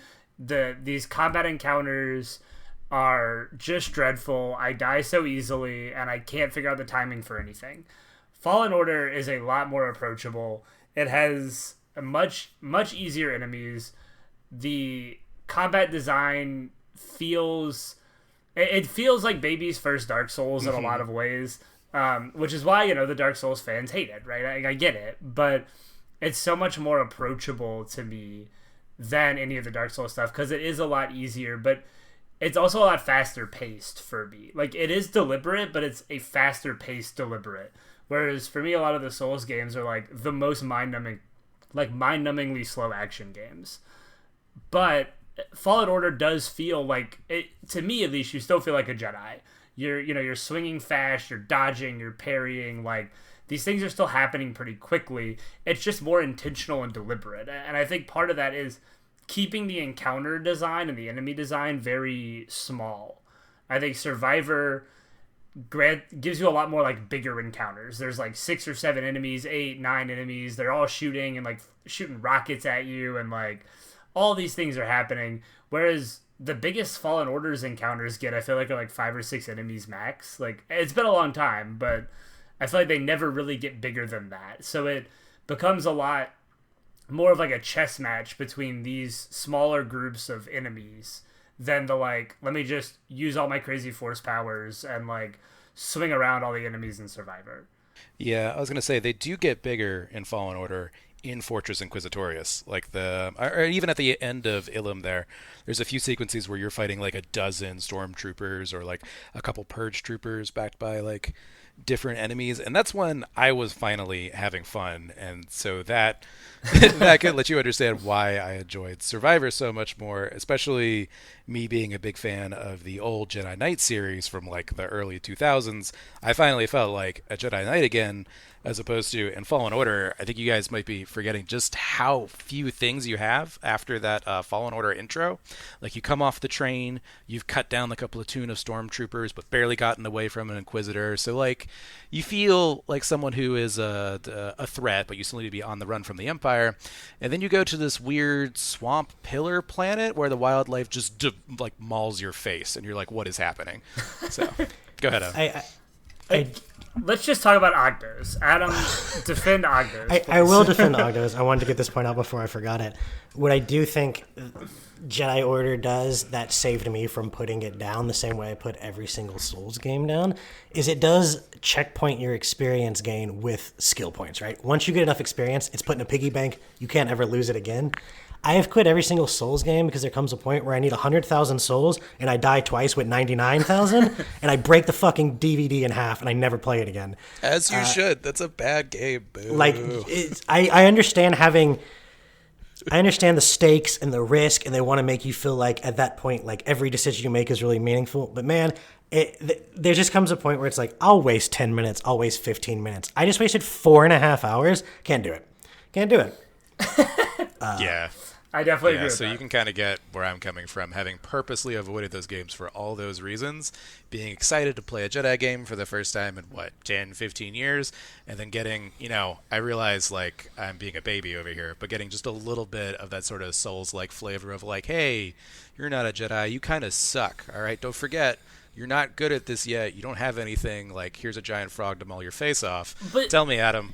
But that is kind of in theme with the game, though. With like what Cal is still kind of a baby Jedi. Like, he was a Padawan at the end. Like, he never really like that is kind of in theme. He has to grow as a Jedi. Actually, I think that's totally right, Austin. My problem is just that, like, I'm growing through fleeing the wildlife when I thought the Empire was supposed to be the bad guy. So it is narratively. All right, Adam, do it. It's narratively appropriate for sure. But if you're going to do that, it probably does behoove you to make the early encounters in the game a little less miserable. And even though I do like Ogdos, that's probably the only thing with 4 legs in this game I wouldn't make extinct if I had the choice. So, the reason I like the Ogdos is because I think they're the first enemy you come across that you really have to dodge in order to beat. I think you can parry their little snaps, but it seems odd that you would. So I think it just does a good job, like reinforcing, like, hey, you may have been able to beat all of those stormtroopers by parrying their goofy little stun batons, but yeah, this is Beskar Frog, so you're gonna need to use that other button on your controller too. But I definitely get your frustrations though, Jeff. Like, without a doubt, let's go back to the Zelda episode. There are things you guys could not fathom that bothered the hell out of me that seemed really insignificant, but I could not let go of. And I think sometimes when you play a video game, that just happens to you.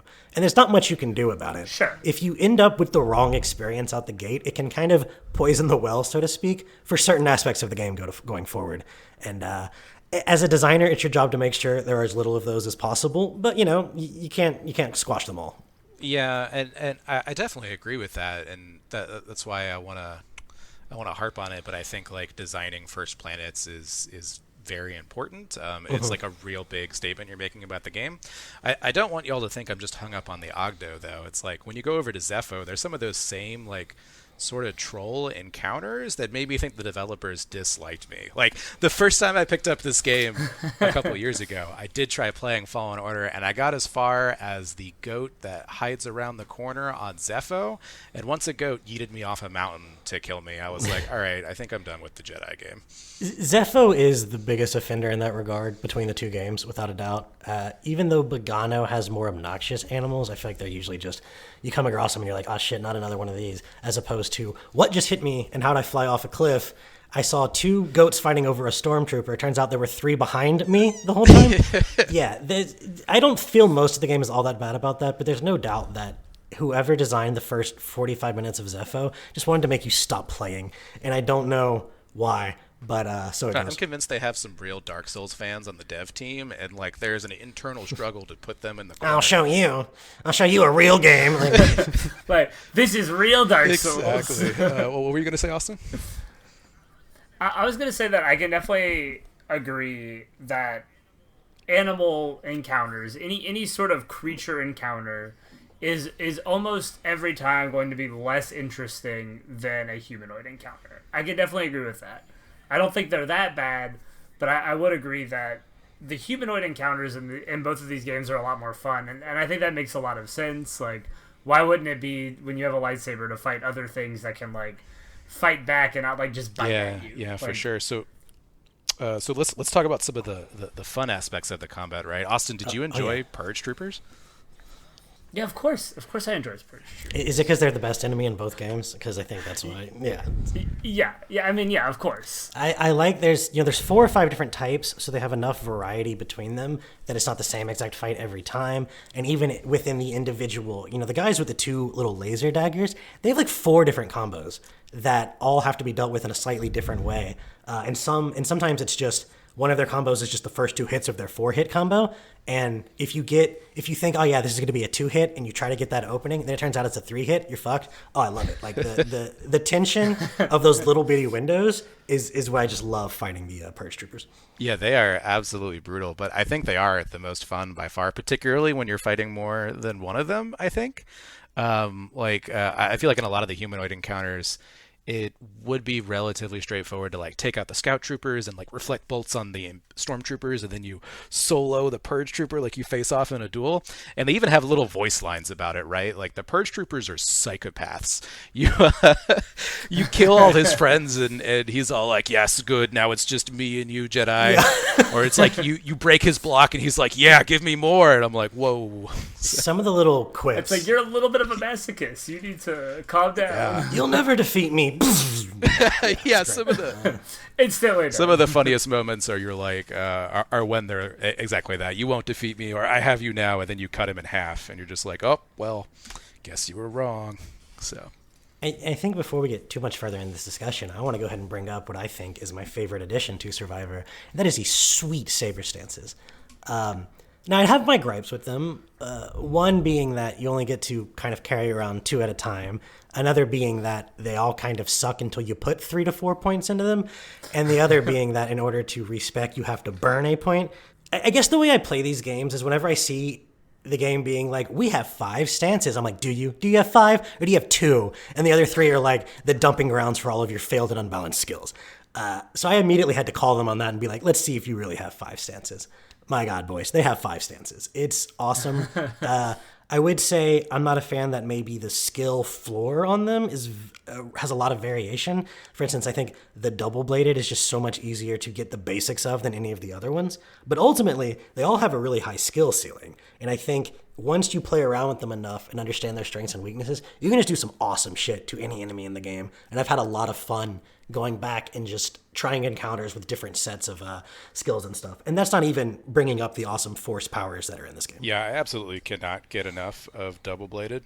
Not to out myself as someone who barely respect and is taking the easy path through Jedi Survivor, but those couple of early abilities, the Endless Hurricane, where you can, it's like a 4 combo. Well, I mean, every swing of your double-bladed lightsaber is its own like triple combo hit, right? Mm-hmm. And then on top of that, you can string it together 4 times, where if you get to the 4th one, like Cal will flip and do like a helicopter death spin at people. It's just so good. And what's really a different feel from Fallen Order with this Jedi Survivor double-bladed stance is you can change directions and move and really see Cal like flow with the lightsaber around the area in front of you and attack different enemies, and it's just so much easier, like you were saying, to really get into like a fun attacking combo and just like have a lot of fun tearing apart enemies, whereas in Fallen Order I felt it was a bit too much of a chess match where if you made a mistake you got punished hard for it. Austin, what was your take? Yeah, so I think for me, the big issue I had with stances kind of goes with what Adam was saying, and that, like, if you don't put a lot of points into these things, they're not going to be useful. But I don't find that, at least if you're playing the game like I did, which was kind of linearly, like, not doing a ton of extra stuff, you don't really get enough points to really explore all those stances. So you kind of have to lock into stances or respec, which is just something I don't do in video games, which Adam is, not going to love. Why don't you just read a book? I don't understand. If you want no variation in your experience whatsoever, go read a book. It's going to have a better story. It's better for your head. But it's it's not that, though. Obviously, I'm growing within the stances that I've chosen, but to me, I don't want to spend like 30 minutes in a menu getting rid of all my points and then going through all the abilities, deciding what I want again, and then have to redo it all again later because I just don't want to spend all that time going through menus, respecing my stuff. Like, just give me enough skill points to explore all of these different options. I didn't want to have to erase all my progress and then build it all back up again. Like, that's not engaging to me the way it is to you. And, like, I get it, but for me, that's not as fun. So I locked into single and dual wield pretty early. And I tried every stance because the game kind of forces you to experiment with each stance for a little while. And I did play around with Blaster for a little while. I kind of like the almost fencing nature of it. But for me, I felt like single and dual wield were the two that gave me the most... they were the best setup for most encounters for me. I never really played around with double too much because I didn't love it in Fallen Order, so I didn't really play around with it too much in Survivor. Maybe that's, maybe I'm missing out on a huge fun portion of Survivor. Yeah. So it's very different. It's very different from Fallen Order, so that definitely is a tragedy. Go try Double Blade. It's just so much fun.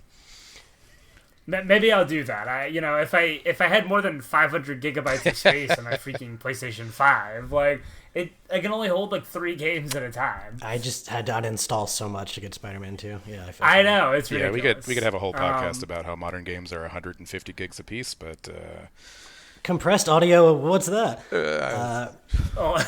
Who's heard of it? Apparently, no developer from the year 2015 and beyond. Yeah, but yeah, Adam, talk more about the stances. Yeah, so I wanted to say was, you had said is double bladed the easiest or whatever. In some capacity it is, but that doesn't mean that there isn't a lot of depth to it and intricacy to what you can pull off, which is, I think, what makes these so good. Like, despite the fact, yeah, it's probably the one with the least weaknesses and the easiest to parry and everything else, you and I didn't even realize until near the end of the game that there's a difference between pressing square and holding square, and you can mix and match these together, and one's focused on an area and one's focused on a single target, and in any combination of those 5 swings, you can put 4 heavies and 1 light, or 4 areas, 1 single. It's great. However you want to mix it up, there's a ton of intricacy to that. The vortex dive is awesome. The saber throw for double, you actually get to hold out there and like wiggle around. It's a little goofy, but it's something unique to it. They do a good job, I think, giving all of the stances some flavor. They all have a slightly different throw. They all have a slightly different parry. They're unfortunately not equal in their differences often. Will sometimes just be entire skills. Like, I love the single blade. It's my favorite stance. I never do the stab with it. Hate it. It's slow. The block plus square attack is just a much better distance closer, and you can use it from mid-air. So there's some times where I just feel like these stances could have used a little more of a balance pass, because some of them just have totally dead points that you have to put stuff in. But for the most part, I really enjoy the variety. Enjoy all the sweet kill animations that you can do in each one. I would say crossguard and blaster are probably the hardest to make work effectively on a consistent basis, but once you really get a feel for the timing of some of their power attacks, there's nothing like doing the upward slash with the crossguard against someone who has like a shield, and it just slices the shield in half, and then they stumble backwards, and then you just like pull them towards you and run a lightsaber. There's so many cool cinematic moments with these stances. And there are so many cool mechanical moments with these stances. And the way those blend together is just, I love it. Yeah, crossguard stance made me feel like I finally had like a real lightsaber. Some of the attacks when you're fighting enemies, particularly like sort of like medium level enemies, like the ones who would normally take a few hits, suddenly become like one hits, and then you can go into like the synced kill animation, and you're like, yes, I am a Jedi. This lightsaber will just slice through droids or armor or whatever you have. And yeah, so as soon as I ran with single and double the entire time until I got crossguard stance. And as soon as I figured out how to use crossguard stance, it was crossguard and double for the rest of the game. Kind of to your point, though, Adam, like the game definitely has 5 fleshed out stances. It just doesn't feel like you're supposed to use more than 2 or 3 in a single playthrough. I don't know if the developers intended to have 5 stances so that you could play through the whole game multiple times or not, or what's going on there. But I never really like got good at switching between stances mid-combat, and rarely, if ever, like swapped them out on my actual skill bar so I could even use them to begin with. I feel like it's because the game doesn't really encourage you to do that unless you're sitting there willing to waste your skill points respecing. And that was kind of my big complaint, is like once I locked into single and dual, I was like, okay, well, now I have just enough skill points to flesh out those trees plus my force and my survival trees, and I really can't do much else. So I locked into those and kept running with it. So the game never really, at least for me and the way I played it, encouraged experimentation. And that, again, is largely just because of how I approach the game. If you're trying to do a lot of side content and you want to respec a lot, then you're probably going to get a different experience out of it. I think a fair gripe with both games is they have moments of like having an identity crisis, and the one for Survivor definitely rears its head around these stances, because it seems like they're like, hey, look, we have these really cool stances. We even introduce them in a way that shows you kind of their strengths against what kind of enemies. We force you to use them for a couple minutes, but also just stick with the 2 you already have, because you're going to have to invest a lot of points in these. And at this point in the game, getting 5 points is not exactly a joke. So you either need to go burn one to get all your old ones back and totally give up your old stance, or just be content to never use this one. And it's like, all right, do you want me to use these stances or not? I feel like there's a lot of mixed messaging there.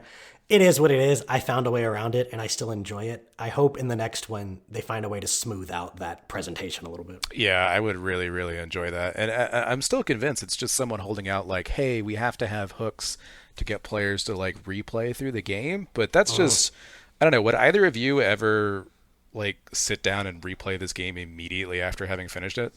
No. Yeah.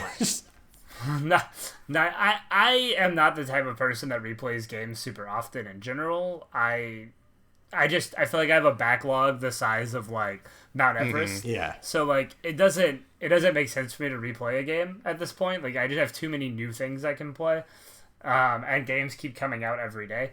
So like, I'll probably never go back and replay either of these games. So for me, it was a little disappointing that I couldn't engage with those stances a little more in the main playthrough that I was going for.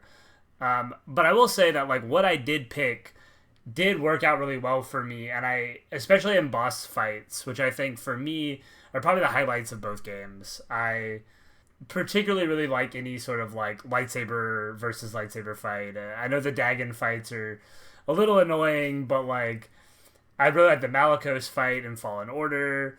All of the Trilla fights are really good in Fallen Order. I really like the lightsaber versus lightsaber fights. They're some of the best, I think, in Star Wars games. Do you agree or disagree, Adam, on boss fights here? Oh, the boss fights are all around fantastic. I definitely have my gripes with a couple of them here and there. And it does depend on how aggressive they feel like being in the particular time you fight them. Because as someone who just, fought Trilla like 10 times trying to make that parry video, sometimes she's all up in your face. And other times she's just kind of content to sit back and use her distant moves over and over. And so I don't know what controls that. Maybe it has something to do with how I was approaching her, like my distance management or whatever. But yeah, most of the fights against other lightsaber wielders are fantastic. There's a cool cinematic element to it. Anytime you hear that clash of two sabers, just kind of gets your adrenaline pumping. Really cool stuff. The ones in Survivor I felt were maybe a little more brutal than most of the ones in Fallen Order. I think particularly the Ravis fight, all of us were kind of talking about, man, this guy is like hard. Awful. But I eventually made it through. I found the Bode fight in the end a lot of fun. I had to beat him at his own game. So the first two phases I was blaster stance, the last one I was single, and I felt like such a badass just outclassing him at everything he tried to do. Sure, it was on my like 8th attempt, but I finally got there. And no, I had so much fun with this. The Vader fight with Sayre, the Malicos fight in Dathomir. I don't care for, say, like, the big animal fights in some of these. They're fine. But yeah, the point being, the boss fights in this game, I think, are often the highlight of the game. Yeah, so I'll be the downer again. I think the boss fights are the weakest point of both titles. Like, I just don't enjoy them at all. And but to your point, Austin, about lightsaber fights, right? The lightsaber fights are fun. Lightsaber fights are fun. That's what I'm here for. I'm playing a Jedi game. And I liked the Malicos fight in Fallen Order, and I liked the final Trilla fight, and I think Bode at the end of Survivor is easily the best boss fight across both titles because you can use all your abilities on him. And that's really where my gripe comes in, is that the boss fights just constrain you into a different play style than you're used to throughout the rest of the games. And this is more of a problem in Survivor than in Fallen Order, but I just felt like I would finally get into a rhythm of like fighting, like understanding the enemies and having consistent progress, and then I'd hit a brick wall that is a boss that's like, hey, you have to repeat this segment 8 to 15 times before you can start enjoying the game again. And it was just really a downer for me, especially in Survivor when I started discovering the lightsaber Bedlam Raiders. Suddenly I could get lightsaber fights against enemies who weren't these obnoxious bosses and who I could use my abilities on, and those were just so much fun, which is why I think like Bode is tied with that triple Raider lightsaber ambush for like the best moments in the game that I had. I just did not enjoy those boss fights, and Ravis sucks. But go ahead, Adam. It really is an issue if you play a very force heavy kind of build. Because like I often didn't do that, so it's like whatever, I wasn't going to use force powers against these bosses anyway. But just imagining if I just randomly couldn't use like the skill at the top of my single saber tree against a boss would probably make me pretty fucking upset. So I can definitely understand why that's frustrating. And I think this game, I'm hoping the third one maybe isolates how you level these things up, because I don't think, if the game is going to give you boss fights where putting all of your points in force powers was the worst move you could have made, then don't make me have to put them in force points at the sacrifice of everything else. Maybe have my force tree a separate set of skill points from my saber tree. Like, make sure that I have the bare minimum tools, and not just say, well, oh, if you can't beat it, turn down the difficulty or go burn a point to respec. Like, give me a break. Yeah, and that's just like, I get that you could change the difficulty whenever, and I did for a couple of boss fights when I was just too frustrated. But like, it's very weird for me to be able to play the game and play long segments of it without dying, right? Feeling like I'm making significant progress and I'm good at it, and then I hit this brick wall that is a boss, and it's like I either have to like go into the settings for the first time in like 5 hours, or sit there and repeat it over and over again. And it just feels like such a weird experience. Like, again, the devs are like, hey, actually, you kind of suck. Why don't you get good, loser? And I'm like, this is a single-player video game. So, I mean, that's definitely one way that survivors still like Dark yes, Souls. yeah. Like that is a very Dark Souls-y thing. Like, hit a boss fight, and now you're gonna repeat it at least 25 times. Like, keep going, keep learning that boss fight. And I think, as much as Survivor didn't vibe with me in a lot of ways, the boss fights were not usually one of them. I really did enjoy most of the Dagon fights. The Bode fight at the end is really cool. Like, they were fairly challenging for me. Like, all of them were a bit of a struggle, but not so much that I ever felt like I don't want to return to this game. Like, I'm just so done with playing this because I'm so frustrated, which is what happens with Dark Souls every single time I play it. That never happened with me in Survivor, and I think Fallen Order, this kind of goes back to what Adam was saying, is I never really played a very force-heavy, like, play style. I was very much just running around with my lightsaber, smacking things, so that just kind of naturally transferred into boss fights, so that never really bothered me. And I think the dual wield stance for me was really good against boss fights because it's very fast paced. Like, you get a lot of hits in. It's got the get out of jail free card. The force parry thing is so freaking good on boss fights. Like, just holding it there, letting somebody swing at you, and then getting like 6 free hits on the enemy is so satisfying. I can't stand that thing because it's literally like handicapped parry. It's like, if you can't figure out the timing of a parry, here you go, hold this for 3 seconds and you will just dominate the boss. I can't stand it. Yeah, and it's awesome. Yeah, wait, hold up, Austin. I need you to explain that to me again. So I know what ability you're talking about. Doesn't it rapidly drain your force meter, though? Way too fast. I see, that never really bothered me. Like, I don't know, like, I never had it drain so fast that I couldn't get at least a hit off on it. But wouldn't that, like, over time, because to get force back, you have to hit the opponent, right? So, like, wouldn't you be draining it a lot? Yeah, but I was never using force powers against the bosses. No, but like, it takes force power. So you were able to use that ability, dodge all their melee attacks, and then hit them enough to get enough force back to do it again? I could usually pull it off like 2, sometimes 3 times in a boss fight. If you have the right skills, I can see that happening, because you have eventually something where your stems restore force power. You get something in the survival tree where it's like every time you hit an enemy's parry, you get a little bit of force back. So there's definitely things to where I can see that working if you just weaved back into between those two, yeah. I might actually play this game again if I can figure that out. Okay. I liked it. Like, that was always the way that I preferred to take on bosses. I would often, as soon as the boss fight started, I'd be like, all right, time to switch into dual blade. Because I would usually do single blade throughout most of the normal encounters. Which, normal encounters that I didn't particularly enjoy most of the time. I didn't find most of them very fun, but that's kind of what I'm talking about with the boss fights having, like, forcing you to just shift into a different play style. Like, I'm not necessarily sold on that kind of game design. Go ahead, Adam. Yeah, I would echo that sentiment. I don't think, if you're focusing on any saber stance, you can probably beat any boss with it. But it is kind of lame where they're like, you put all your points on force, fuck you. You're going to have to use your 2 sabers you put 2 points into. Yeah, sorry, he's resistant to everything. Get over it. So, well, I mean, I put all my points into duel, but neither of you used duel at all, and you managed to go through. Yeah, but I hated it. So I don't know if that's an entire.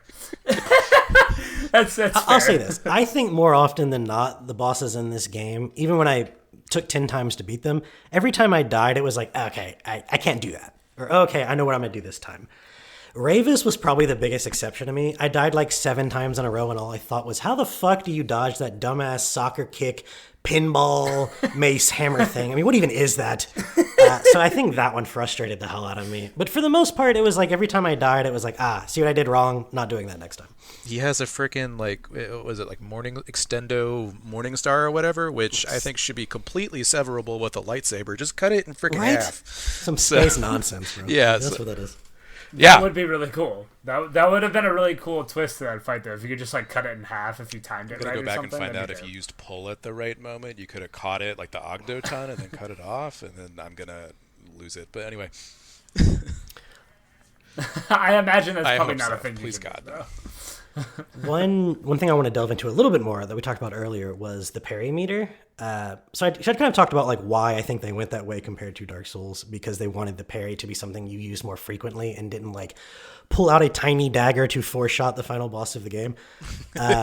Which, cool that people can do that, but I've never even made it to the final boss of a Souls, much less, I think I've parried twice in 100 hours in the game, right? But what I do find frustrating with the parry meter sometimes is there's just certain enemies that are of like a sufficient HP toughness that having to whittle through their parry bar 7 or 8 times, especially after it, like you hit them twice and they magically get it all back, drove me fucking crazy. So I really enjoy dancing around them with dodge and attacking during these openings and from behind them, so you don't have to mess with that. But there is something so fun about the actual act of parrying. So when you are fighting weaker enemies, that you can kind of knock out their parry meter in 1 or 2 parries and then hit them with a force attack and it one-shots them, super fucking satisfying. And I think the reason I might gravitate toward Fallen Order combat a little more is I feel like there is more opportunity for me to play that way because the scale of most of their encounters is just a little more reeled in. But to Survivor's credit, it isn't as if it turns everything up for 11 and then tells you to go fuck yourself. It really gives you the tools you need, provided you put your points in the right place to deal with a lot of these things.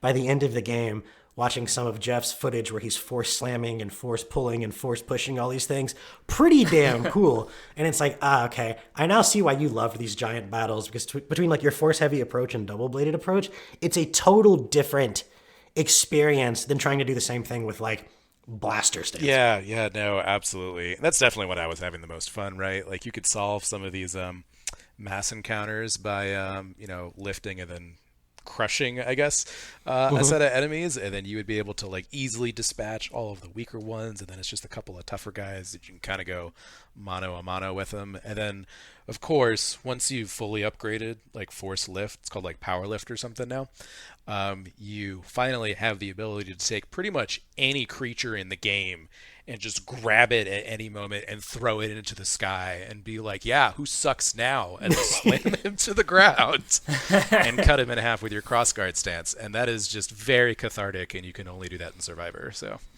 there are some moments of vengeance in this game that are beautiful, to be sure. It really does sound like, depending on the direction you take and kind of the choices of playstyle that you choose is really going to determine how you feel about each game. I think me and Adam, or at least I know I do, kind of tend to lean towards Fallen Order's combat because of the way I played it, and I don't think it translates as well to Survivor. Whereas Jeff, it sounds like you got a lot more enjoyment out of Survivor based on your playstyle than you ever did. Man, I'm just saying, guys, if you haven't caught what were they called, like a Subaton right before he lands his unblockable attack on you, caught him in the force lift, and then you're both frozen for a minute as you struggle to lift him off the ground. Like, if you haven't done that, you haven't quite lived as a Jedi yet. Like, go do that, and then tell me Fallen Order is still more fun. The struggle animations are interesting. This morning, actually, I was like, I don't even know what level of force pull I have. Let me see if I can pull this creature. And he struggles against me for a second, and then he uses my force to jump through the air and bite my face. Yeah. And I was like, well, okay. I guess I need more force to do that. But it was a cool touch. It wasn't just, oh, this doesn't work. It was like, oh, let me show you how much this doesn't work. I really do like some of those details, like what I was just talking about with the struggle with the lift, or in Survivor, when you pull something who can still resist pull, they will use it to come at you. And that happens sometimes in Fallen Order, right? Like if you pull a purge trooper with a rifle, he will come flying at you and then shotgun you in the face. And that is, you lost that little exchange there, but that's still a fun experience. For sure. There are interesting ways to get your ass kicked. Like, that is a thing in games, right? Yeah, I will not say they didn't pay attention to the details in combat. Like, the combat across both these games is clearly, like, where their real focus was and where they put in a lot of time and attention. And I feel like Fallen Order just started off with, like, we're going to be inspired by Souls, and Survivor made the correct choice to kind of evolve away from that. And it's just, it really shines through. Well, I think it's pretty clear, Jeff, you are going to say that Survivor is definitively the better game of these two. I think I would say Fallen Order is probably the game I enjoyed more out of these two. But Adam, you seem to be on the fence here. I feel like you could go either way.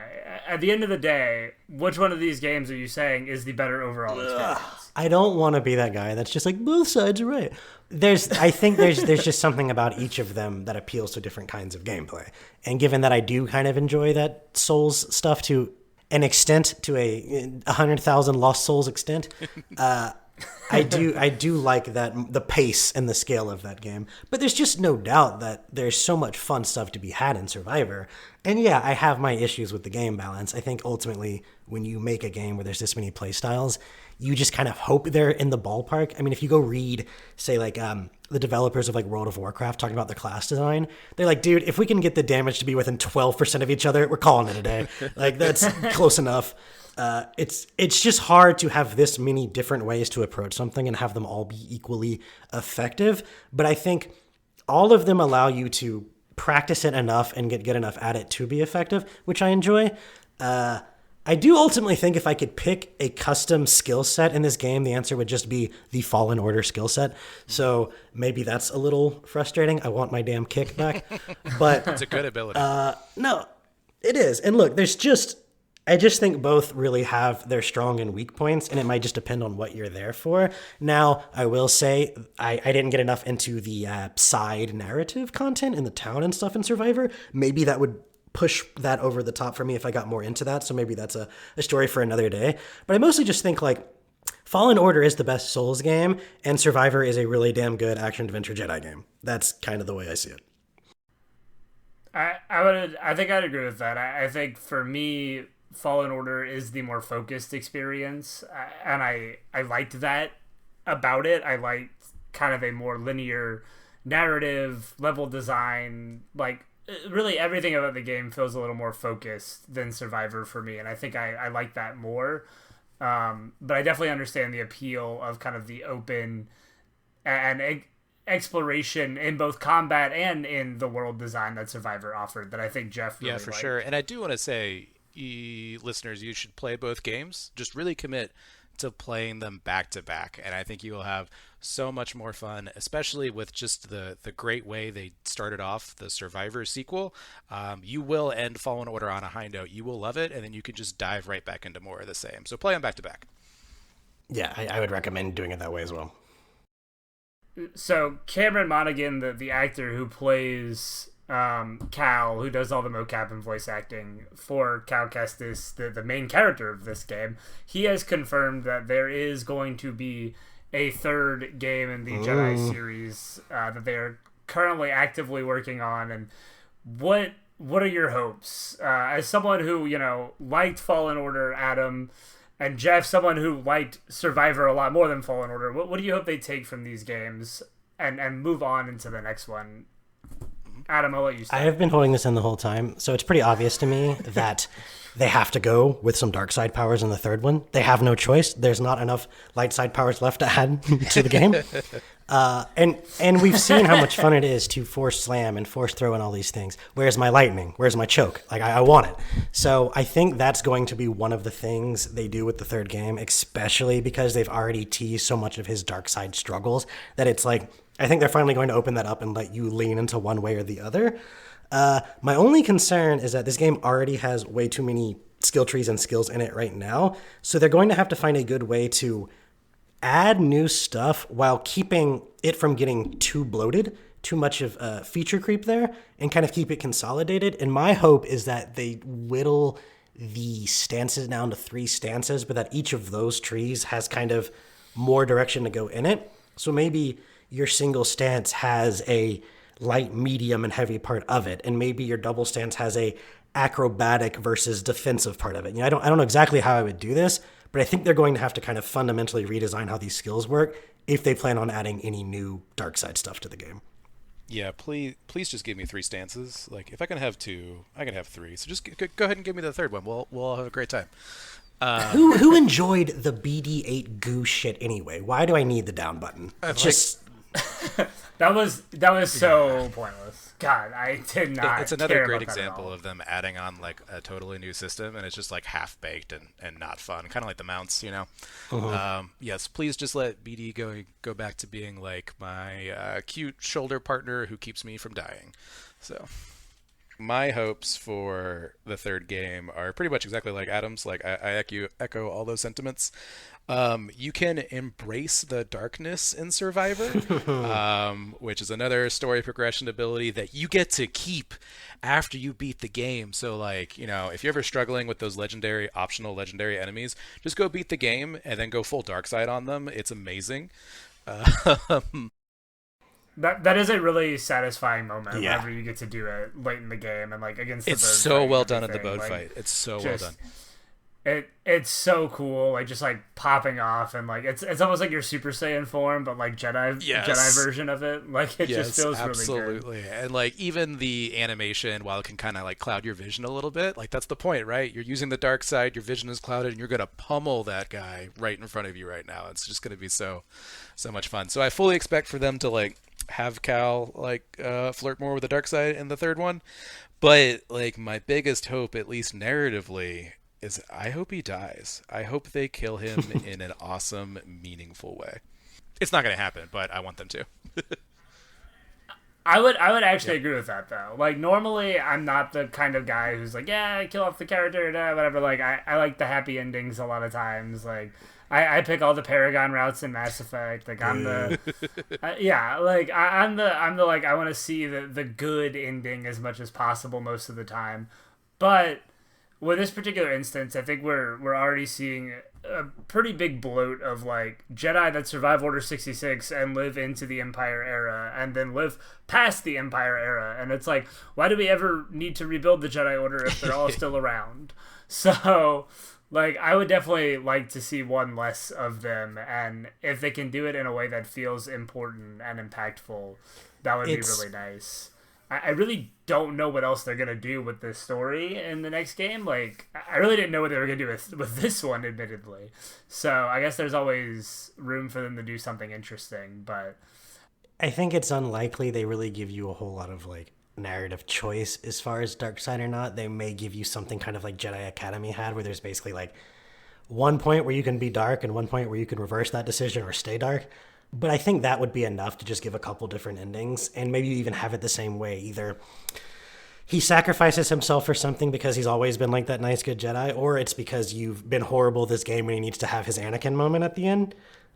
Both of those could kind of come around to the same point, I think still be satisfying. So I hope they find a way to do it. I don't really expect there to really be like a branching storyline by any means, but I hope they at least give you a couple moments to where you can, embrace the darkness. Yeah, and honestly, like I would be totally fine if it wasn't even truly a choice. Like if they just wrote a narrative that involved him kind of falling to the dark side and may or may not coming back or whatever. I just want them to make it like epic and meaningful, and I want them to do something bold, as opposed to like, okay, well, Cal will live happily ever after with his now forcefully adopted daughter, and his goth girlfriend. So yeah, but yeah, like they could write whatever story, right? Because like the ending of Survivor is kind of very open. They could take these characters in any direction they want, and I hope they just continue on sort of like some bold choices. Like I think destroying the holocron in the first game was a good bold choice. I think killing like the Bode betrayal and him being an Inquisitor was a good like solid and bold choice. And while it might be kind of like an obvious take to kill Cal, I hope they do it, and I hope they do it well. So I can definitely agree with that. Are there any closing thoughts that either of you wanna give here as we wrap up? If you've listened to this and not played either game, well, first off, I'd find that strange. But just in case, I would recommend playing both. I would sort of recommend understanding what you're getting into with both and keeping that in mind as you play them. And I would also, if you're going to play both, don't go off the beaten path and Fallen Order a single time. I don't think it's worth your time. Just stick to the main story and get that through. And then I think if you're really feeling an itch for some exploration, wait till you come back to Kobo and Survivor the second time, where you actually can unlock most of the areas, and just go to town. Because I think there is a lot of fun to be had doing that if that's your style of game.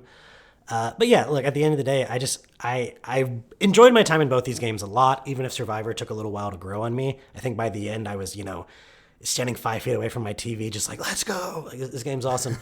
So yeah, I highly recommend both. Yeah, I feel like Jedi Survivor is the Jedi game we needed. And if you have to slog through Fallen Order to get to play it, that's totally fine. Do it back to back. You'll have a lot of fun.